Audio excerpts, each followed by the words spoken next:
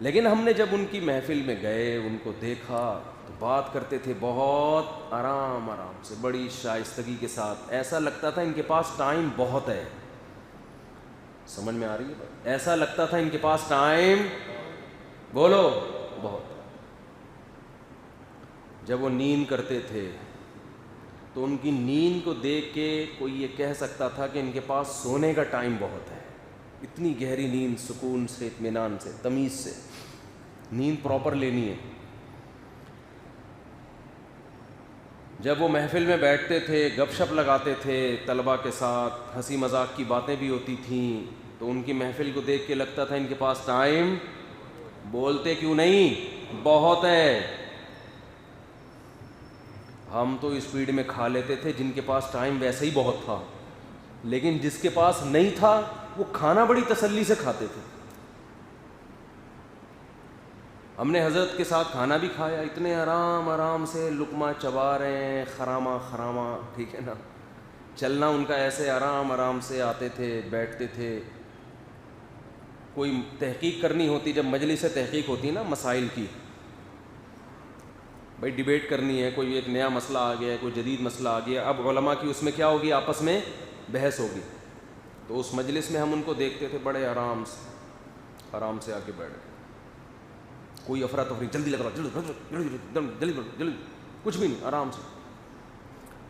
ہاں بھائی, سامنے والے کے دلائل سنے غور سے, بڑے آرام سے نا, ایسے تسلی سے سنتے تھے. اس کو یہ نہیں کہتے جلدی جلدی کرو,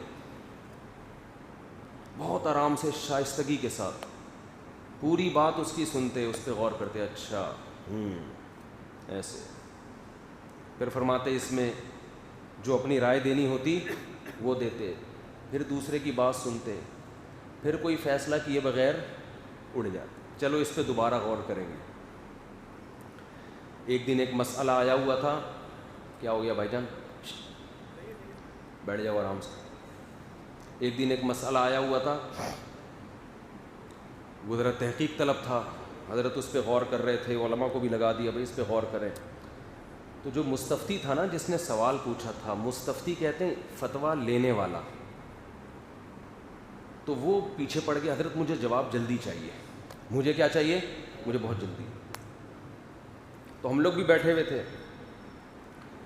تو حضرت نے فرمایا کہ جلدی نہیں ہو سکتا, آپ کو جلدی چاہیے, آپ بنوری ٹاؤن سے فتویٰ لے لیں, دارالعلوم کرنگی چلے جائیں, ہم اپنی ترتیب سے کام کریں گے, ٹھیک ہے نا. جلد بازی میں ہم غلط فتویٰ دے دیں, یہ نہیں ہو سکتا. تو ہمارا جو پروسیس ہے, ہم اسی سے گزر کے فتویٰ دیں گے, آرام سے, تمیز سے, سکون سے. ہم اسی کے مکلف ہیں. اللہ نے ہمیں اس سے زیادہ کا مکلف نہیں بنایا کہ چونکہ وہ سر پہ کھڑا ہوا ہے, جلدی جا کے جواب دے دیا, پھر پتہ چلا ارے یہ تو جواب ہی ہم سے کیا ہو گیا. تو ہم ایسے ہی تمیز سے چلیں گے, آرام سے, ٹھیک ہے نا. آپ کو یہاں اطمینان نہیں ہے, کہیں اور سے فتویٰ لے لیں. ہم سے پوچھا ہے, اسی اسٹائل میں حل ہوگا یہ. پھر حضرت نے ہم سے فرمایا کہ اگر کوئی شخص سر پہ کھڑا ہو جائے کہ جلدی جواب چاہیے, تو کبھی بھی اس کے اس انداز سے متاثر, بولو, مت ہو, کبھی بھی نہیں. بولے ہم اپنے اسٹائل سے حل کریں گے مسئلہ, جو ہمارا طریقہ ہے, آرام سے غور و فکر کر کے. ذہن جب فریش ہوگا, بعض دفعہ آدمی غصے میں ہوتا ہے, جواب میں طلاق لکھ دیتا ہے کہ ہو گئی ہے. بعض دفعہ مفتی غصے میں ہوتا ہے نا, ایک آدمی آیا, ہو گئی, دفع ہو گئی ہے, جا یہاں سے. وہ مسئلہ اس کا گھر کا چل رہا ہوتا ہے, نکال دیتا ہے کس پہ, کسی اور. تو یہ تب چیزیں تو آرام طلب. فقہا نے لکھا ہے کہ قاضی اور جج جب غصے کی حالت میں ہوں, اسے فیصلہ کرنے کی بالکل بھی اجازت نہیں ہے, اجازت نہیں ہے اس کو, اس لیے کہ اس میں امکان ہے کہ وہ غلط کر دے گا. بہت ٹھنڈے دماغ سے, تمیز, ایک ایک چیز کو پڑھ کے آرام سے, ہر پہلو پہ غور کر کے. بعض دفعہ یہ ہوتا ہے کہ جو پوچھنے والا ہے نا مسئلہ, لکھ کے جو لے کر آتا ہے وہ سچویشن کچھ اور ہوتی ہے, زبان سے کیا کر رہا ہوتا ہے, کچھ اور بتا رہا ہوتا ہے. تو وہ پھر حضرت سے یہ کہتا تھا کہ جو میں زبانی پوچھ رہا ہوں اس کا جواب دے دیں, اور جو لکھ کے لائے ہیں اس کا لکھ دیں. حضرت فرماتے تھے ایک کام کرو, یا زبانی پوچھو, یا ہم فالتو تو نہیں ہے یہاں پہ بیٹھے ہوئے ہیں بلا وجہ, آپ کو ریٹرن میں چاہیے تو جو منہ سے بول رہے ہو وہ ریٹرن میں لے کر آؤ.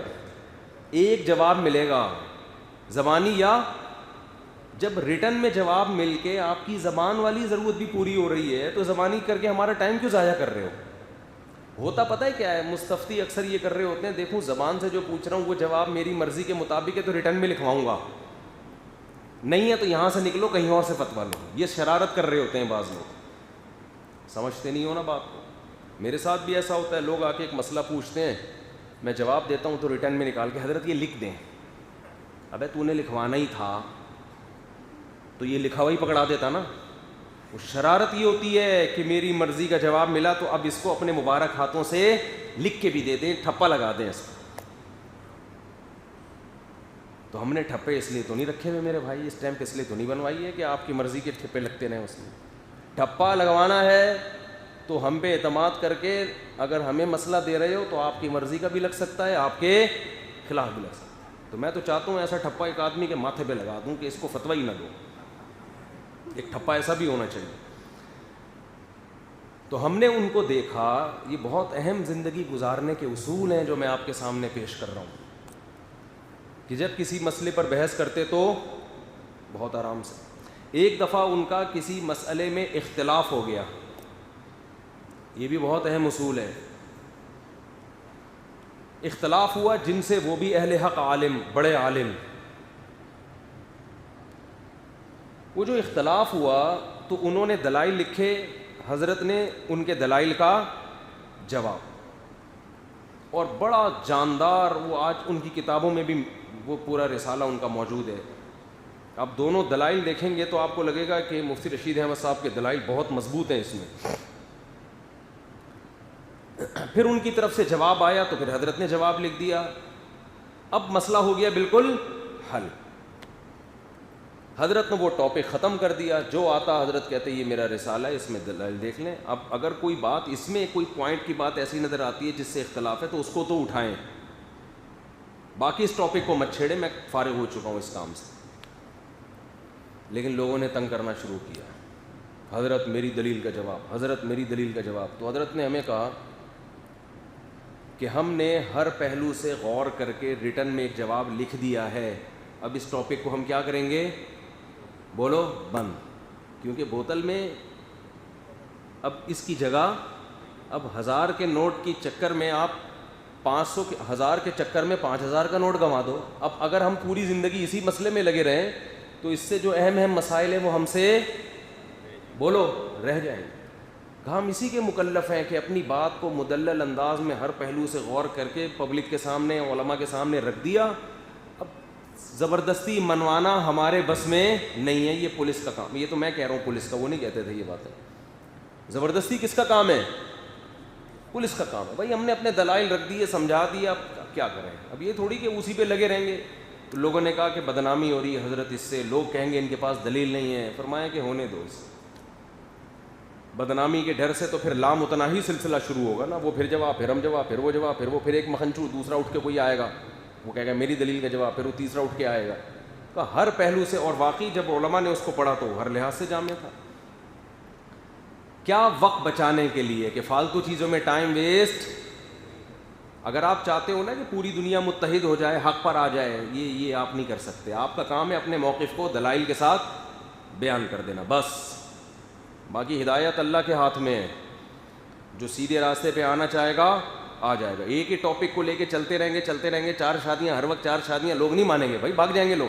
لیکن بھاگ پھر بھی نہیں رہے, کمال کی بات ہے, اتنا ہاٹ ٹاپک ہے لوگوں کو پھر بھی مزہ آ رہا ہے. تبھی میں ہر ہفتے 4 شادیوں پر بیان نہیں کرتا حالانکہ بہت اہم ہے, معاشرے کی بہت ضرورت ہے. آپ کو کر تو دیا نا, رہ گیا. تو میں تو وہی مثالیں دوں گا نا جو میرے اوپر فٹ ہو رہی ہیں. خیر جلدی سے یہ ٹاپک کو میں سمیٹتا ہوں.